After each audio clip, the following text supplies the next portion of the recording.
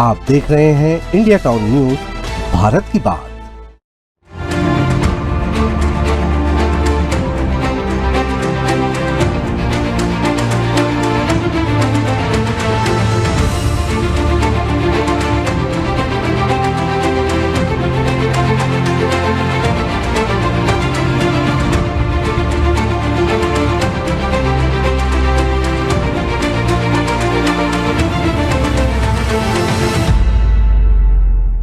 नमस्कार, आप देख रहे हैं इंडिया टाउन न्यूज और मैं हूं आपके साथ कमर गौस। आज की हमारी खास पेशकश बात बेबाक मयंक तिवारी के साथ में बात करते हैं शीतकालीन सत्र में संविधान पर चल रहे हंगामे की। इस पर चर्चा करने के लिए हमारे साथ मौजूद है इंडिया टाउन न्यूज के संपादक मयंक तिवारी जी। तिवारी जी, आपका बहुत बहुत स्वागत है।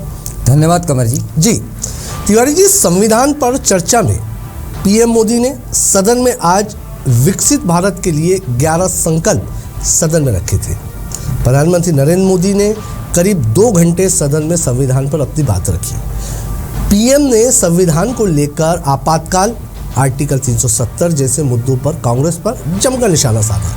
वहीं पीएम मोदी के भाषण पर विपक्षी नेताओं ने अपनी प्रतिक्रियाएं भी दी।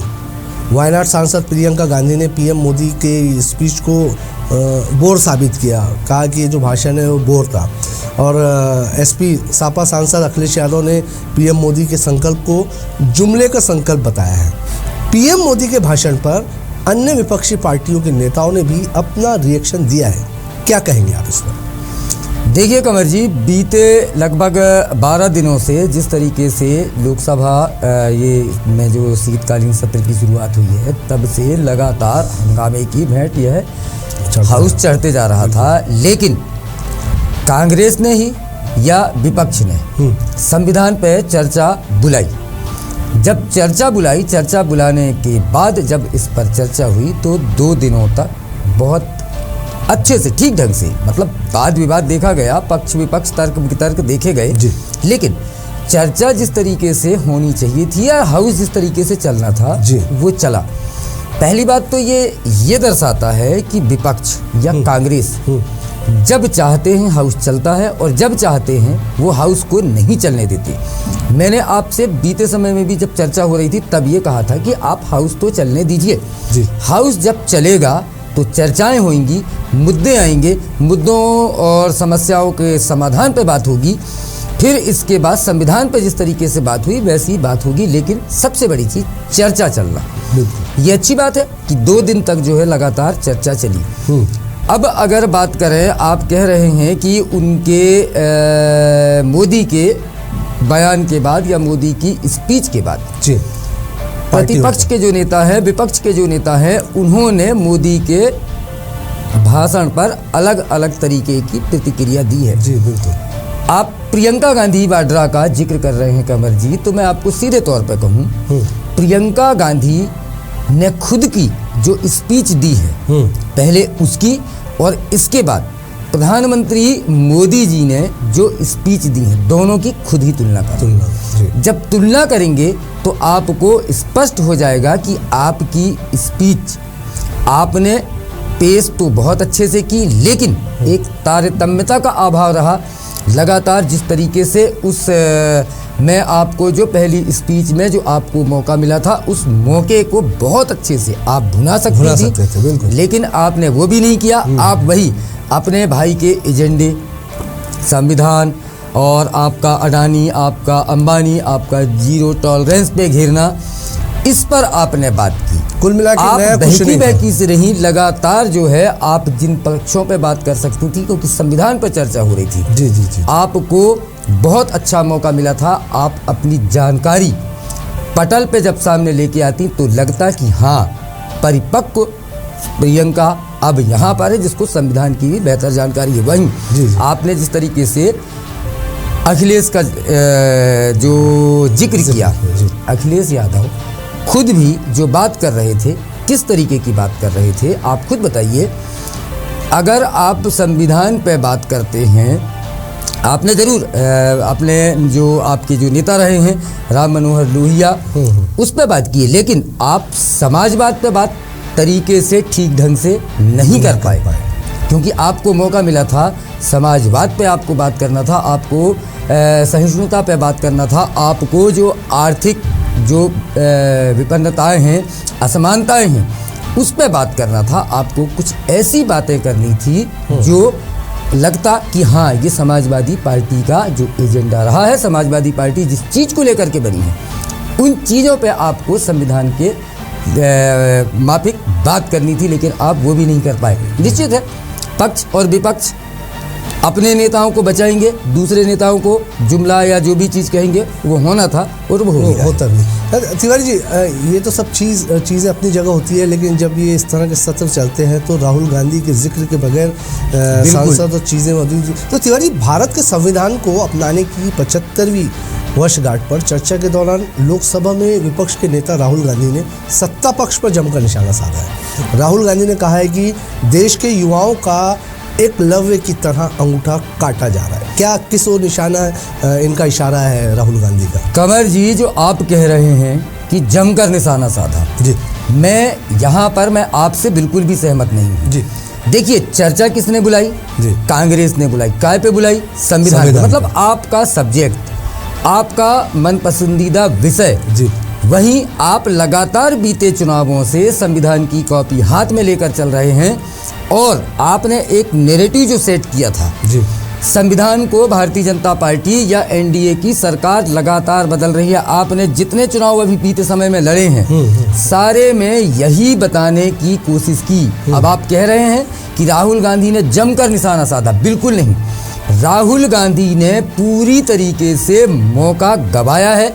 एक अपरिपक्व नेता के तरह अपनी बातों को सिर्फ जबरदस्ती एग्रेसिव होते हुए रखने का प्रयास किया। वहीं आपकी बातों में ना तर्क था, ना वो संजीदगी थी, और ना ही वे बातें थी जिस पर पॉइंट आउट किया जा सके। आप एकलव्य की अगर बात कर रहे हैं, देखिए, जिस इंसान को तपस्या में फर्क नहीं पता, क्या कह रहे थे वे, तपस्या से शरीर में गर्मी पैदा होती है। 6-7 साल के बच्चों को आप युवा कह रहे हैं। अरे भाई, ढंग से रिसर्च करके तो आइए। रिसर्च आपकी इसीलिए ज़रूरी थी क्योंकि ये चर्चा जो है ये आपने बुलाई थी। नेता विपक्ष अगर होता है, कमर जी, आप देखिए, मैं अटल जी के समय में जाऊं या नेहरू और अटल जी जब बैठा हुआ करते थे हाउस में, जब चर्चाएं होती थी, तब का आपको छोटा सा उदाहरण दूंगा कि पूरे आप कहें कि कपड़े फाड़ डालने जैसी बात जो है नेहरू जी के लिए अटल बिहारी वाजपेयी ने कहा था। और लगातार जो है जब घेरे थे तो बाहर में, अच्छा, शाम को जब साथ में मिलते हैं, सामूहिक भोज में मिलते हैं, नेहरू जी खुद अटल जी को कहते हैं कि आपने बहुत अच्छा बोला, एक दिन आप प्रधानमंत्री बनेंगे। ये आपके ही पार्टी के जो नेहरू जी थे, उन्होंने विपक्षी पार्टी के अटल जी के लिए ये शब्द कहे थे। स्पीच ऐसी होनी चाहिए थी। लेकिन एक चीज़ आपको और बताऊं कि नेता विपक्ष या नेता प्रतिपक्ष जो होता है, विपक्ष का नेता होता है सदन में, लीडर ऑफ अपोजिशन। लेकिन कमर जी, यहाँ राहुल गांधी ये लग रहा था कि सिर्फ कांग्रेस के नेता है, पूरे विपक्ष को वे प्रतिनिधित्व करते बिल्कुल नजर नहीं आए। सिर्फ और सिर्फ अपनी गोल मोल बातें, क्या कहना चाह रहे हैं किसी ने समझा नहीं, क्या बताना चाह रहे हैं किसी को समझ में नहीं आया। असल बात ये होती है, ये आपके पास वो मौका था जहां से आप निम्न सदन से सारी जनता को संबोधित करते, सारे जनता को विश्वास दिलाते कि हाँ, हम संविधान के रक्षक हैं, हम सिर्फ कॉपी और किताब लेकर हाथ में नहीं चलते। पूरी तरीके से राहुल गांधी ने इस मौके को गंवाया है। बिल्कुल भी वे एग्रेसिव तो थे, लेकिन पॉइंट टू पॉइंट बात करने में असफल रहे। तिवारी जी, इस दौरान जो उनका भाषण जो चला है उसमें जोरदार घमासान देखने को मिला और राहुल गांधी ने सरकार पर जमकर घेरा। इसके बाद केंद्रीय मंत्री अनुराग ठाकुर ने जो राहुल गांधी पर ज़बरदस्त पलटवार किया है, आखिर क्या कहा है अनुराग ठाकुर ने, जो इस तरह की चीज़ें लगातार मीडिया में भी आ रही है और सोशल मीडिया पर भी चलती देखी जा रही है? मैं आपको बताऊं कमर जी, चाहे अनुराग ठाकुर हों या भारतीय जनता पार्टी के सुधांशु त्रिवेदी हों या अन्य नेता हों, गिरिराज सिंह हों, जो भी हों, सारे नेताओं के निशाने पर राहुल गांधी अपने आप आ चुके हैं। बिल्कुल। क्योंकि सारे लोगों को उम्मीद थी कि एक गंभीर चर्चा की शुरुआत करेंगे कौन, नेता विपक्ष। लेकिन शुरुआत किससे होती है? प्रियंका गांधी वाड्रा से। प्रियंका गांधी वाड्रा 30 मिनट में सिर्फ वही अडानी अंबानी ये सारी चीज़ करके ख़त्म कर देती हैं अपने भाषण को। कुछ भी नया नहीं था। उसके साथ साथ जब राहुल की बारी अगले टर्म के बाद आती है तो राहुल गांधी भी कहीं मनुवादी, कहीं आपका संविधान की किताब लेकर दिखा रहे हैं। ये प्रदर्शन आप कब तक करेंगे? एक गंभीरता दोनों की आप जो है स्पीच देखिए, किसकी? नरेंद्र मोदी की या फिर इधर राहुल गांधी की। जी, वो दोनों में फर्क एक नजर आ रहा है। प्रधानमंत्री हैं, नेता हैं, लोकसभा के सदन के नेता हैं, और आप जो है नेता विपक्ष हैं। एक बराबरी का तो एहसास हो। मतलब तिवारी जी, आपका कहना ये है कि कांग्रेस के ऊपर आपकी तरफ से भी ये इल्ज़ाम है कि जो विपक्ष का नेता चुना गया है वो भी गलत है। देखिए, विपक्ष का नेता तो चुना उसको जाता है जिसके पास जो है सीटें ज़्यादा होती हैं, उस पार्टी को नेता विपक्ष का पद मिलता है। जी जी बिल्कुल। ये राहुल गांधी को मिलना था, राहुल गांधी को नहीं मिलता तो किसी और के पास जाता, लेकिन कांग्रेस के पास ही रहता। लेकिन कांग्रेस के पास ऑप्शन थे ना।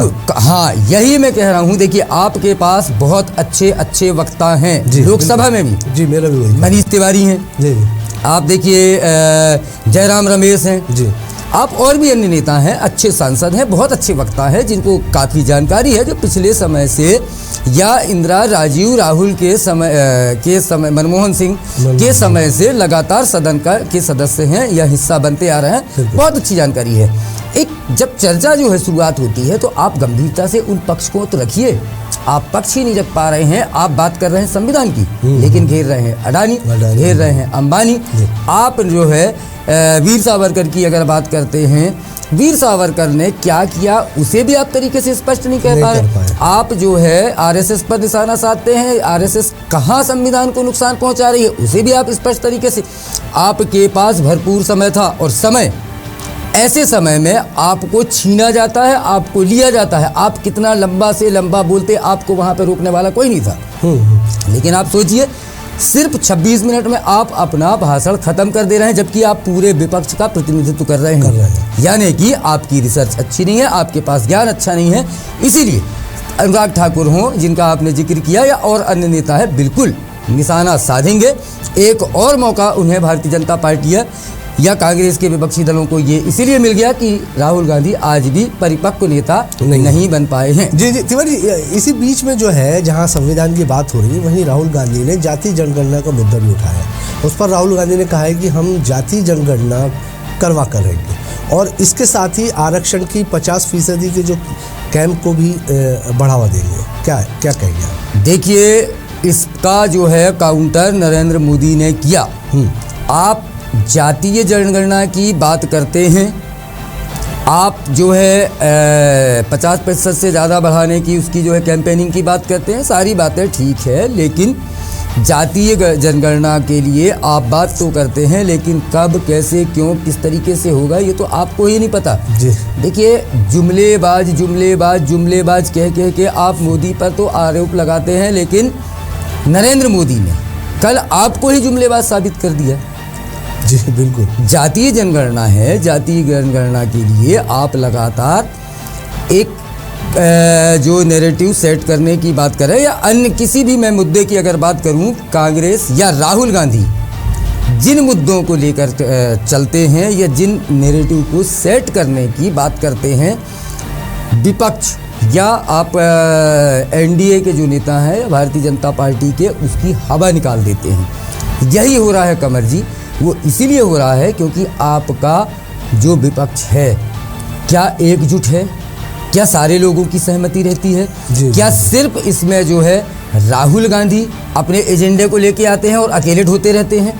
देखिए, बात क्या होती है कि आप पूरा विपक्ष एक साथ बैठे, किस मुद्दे पर सरकार को घेरना है, पहले उस पर तरीके से बात हो, चर्चा हो। लेकिन यहाँ तो आपका जो है महागठबंधन बीते चुनावों से बिखरते जा रहा है। ऐसे में जो साथ हैं वो तो साथ दे रहे हैं, मन से दे रहे हैं, बेमन से दे रहे हैं, कैसे दे रहे हैं वो एक अलग बात है।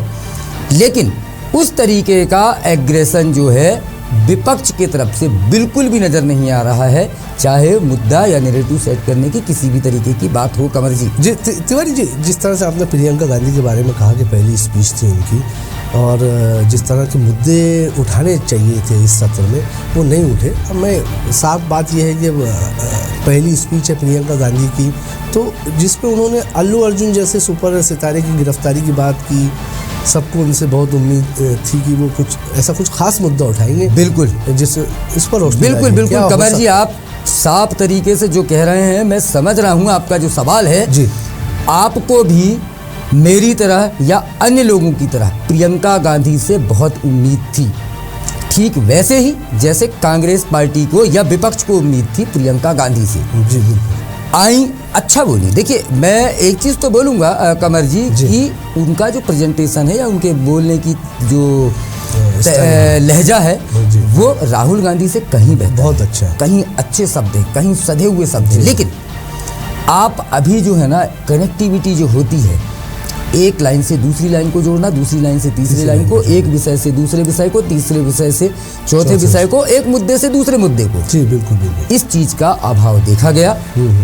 क्योंकि आपने भी अपने भाई के जैसे ही उन्हीं मुद्दों पर बात की, जबकि संविधान में, मैंने आपसे पहले कह चुका हूं, संविधान में आपके पास बात करने को बहुत कुछ था। क्योंकि आपकी सरकार ने तो सिर्फ जो है 30 संशोधन किए हैं संविधान में जी।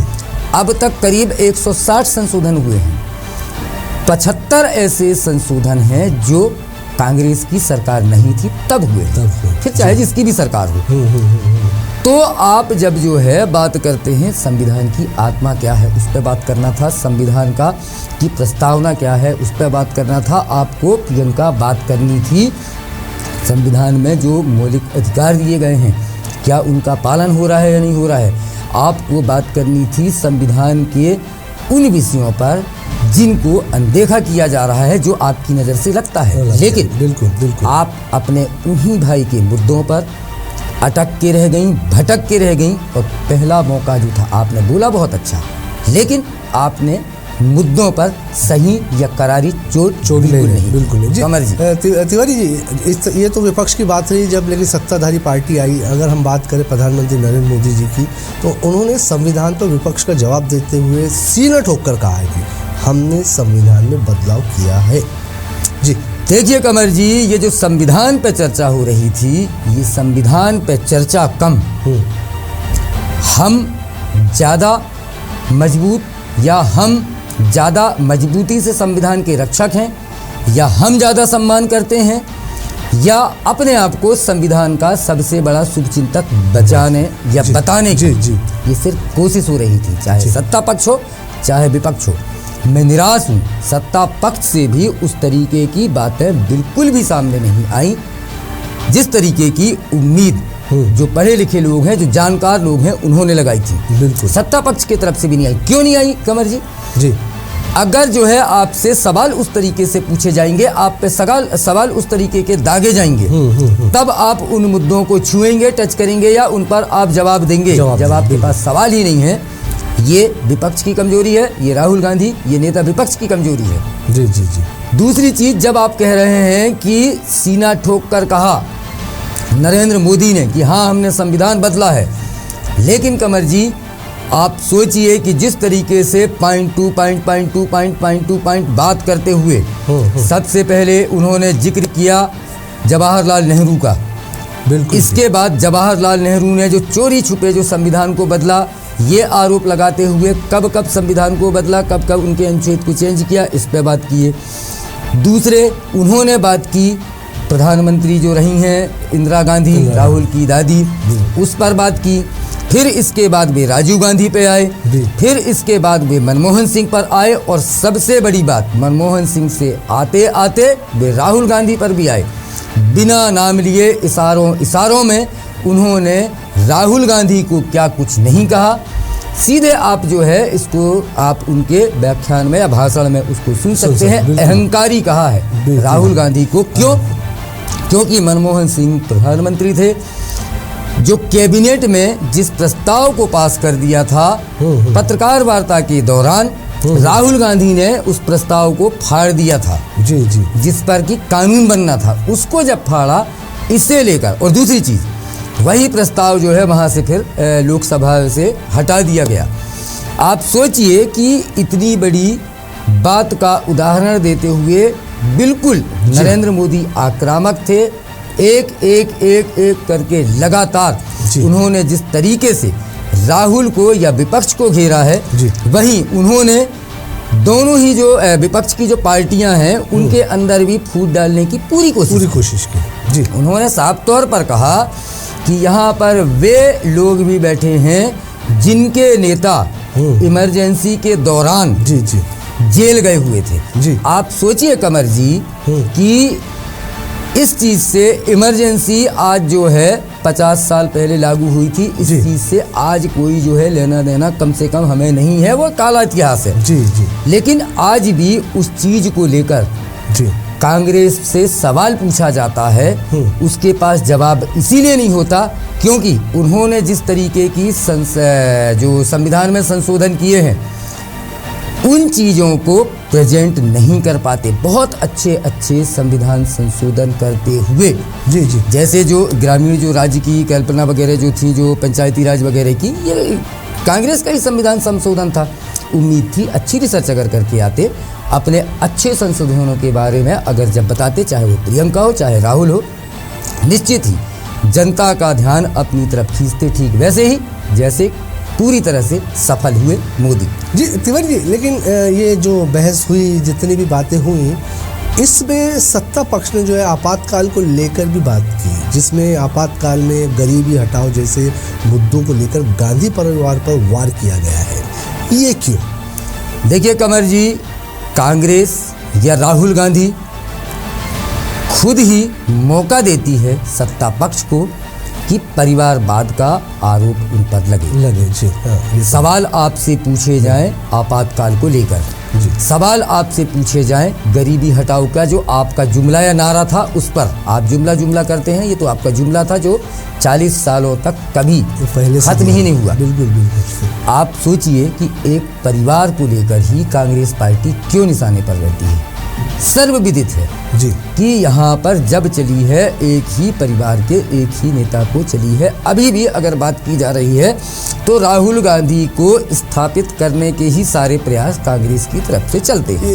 इसमें पूछना चाह रहा था तिवारी जी, अहम सवाल है मेरा कि लगातार कांग्रेस की तरफ से ये बात सामने आती रहती है कि राहुल गांधी अगले प्रधानमंत्री होंगे। क्या तिवारी जी इसके लिए राहुल गांधी के पूरी तरीके से तैयार है? आपको परिपक्व नजर आते हैं कि ये इस चीज़ को देश को संभाल सके?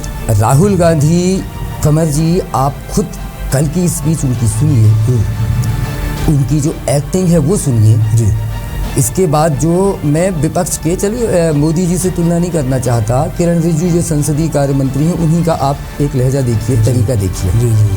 इसके अलावा अनुराग ठाकुर जिस तरीके से बोलते हैं, शुरुआत करते हैं, जिस तरीके से पक्ष लेके आते हैं, हाथ में इनके भी कागज़ होता है, इनके भी हाथ में कागज़ होता है। इनके कागज़ में पता नहीं किस तरीके के क्या डायग्राम होते हैं, ये कहाँ एकलव्य पे पहुंच जाते हैं, ये कहाँ मनुस्मृति पे पहुंच जाते हैं। देखिए, जिन चीज़ों से कोई लेना देना है ही नहीं, आप उनको लेकर के आके क्या आप उदाहरण पेश करना चाह रहे हैं? आप बात कीजिए सीधे पॉइंट टू पॉइंट, जो आप मुद्दे की बात करिए, जो नहीं हो पा रही है, जो बिल्कुल भी नहीं हो पा रही है। देखिए, परिपक्वता की अगर मैं बात करूं तो कितने परिपक्व हैं इसका उदाहरण आपको इसी लोकसभा के दौरान तब मिला जब कभी काली टी शर्ट पहन के आ जा रहे हैं, कभी मास्क लगा के आ जा रहे हैं, कभी आप मोबाइल हाथ में लेकर जो है वीडियो शूट कर रहे हैं। इधर किसी ने मोदी का मुखौटा पहना है, इधर किसी ने अडानी का मुखौटा पहना है। इस तरीके की जो हरकतें हैं आपके, मैं तो सीधी बात बोलूं कि आपके सलाहकार उस तरीके के नहीं हैं जो आपको स्थापित या परिपक्व नेता साबित करने की राह पर आपको आगे बढ़ाए। जी। नैरेटिव सेट करने की कोशिश जरूर की जाती है राहुल गांधी की तरफ से, लेकिन अभी अगर मैं बोलूं तो राहुल गांधी के या कांग्रेस के जितने भी नैरेटिव थे, सबसे बड़ा नैरेटिव जो था जिससे भारतीय जनता पार्टी लगातार बच रही थी, संविधान बदलने की जो आरोप भारतीय जनता पार्टी के ऊपर लगते थे, वही साबित नहीं, उसकी हवा कम से कम कल मोदी ने पहली बार ही चर्चा की है, जबकि मोदी इसके पहले संविधान बदलने को लेकर के उस पर कोई जवाब नहीं दिया करते थे। लेकिन कल जब जवाब दिया है तो चारों खाने कम से कम चित्त तो करने की पूरी उनकी कोशिश थी, जिसमें काफ़ी हद तक वे सफल भी हुए हैं। कमल सिंह जी, ये थी शीतकाल सत्र में चल रही लगातार घमासान पर इंडिया टाउन न्यूज़ के संपादक मयंक तिवारी की बेबाक राय। बहुत बहुत धन्यवाद तिवारी जी। धन्यवाद कंवर जी। जी, आपको बता दें कि संविधान की 75वीं वर्षगांठ के अवसर पर पीएम मोदी ने विपक्ष पर बड़ा हमला बोला है। उन्होंने कहा है कि हमारी संस्कृति और परंपरा में विविधता को सेलिब्रेट करने की परंपरा है, लेकिन गुलामी की मानसिकता में पले बड़े लोग वे हमेशा विविधता में विरोधाभास खोजने की कोशिश करते हैं। वहीं पीएम मोदी ने भारत की लोकतांत्रिक यात्रा और उसकी उपलब्धियों को असाधारण बताया। उन्होंने राष्ट्रीय पुरुषोत्तम दास टंडन और बाबा साहेब आम्बेडकर का उल्लेख करते हुए उनके योगदान को भी याद किया है। आज के हमारी ये खास प्रोग्राम में फिलहाल इतना ही। मुझे दीजिए इजाज़त और आप देखते रहिए इंडिया टाउन न्यूज़ भारत की बात। नमस्कार।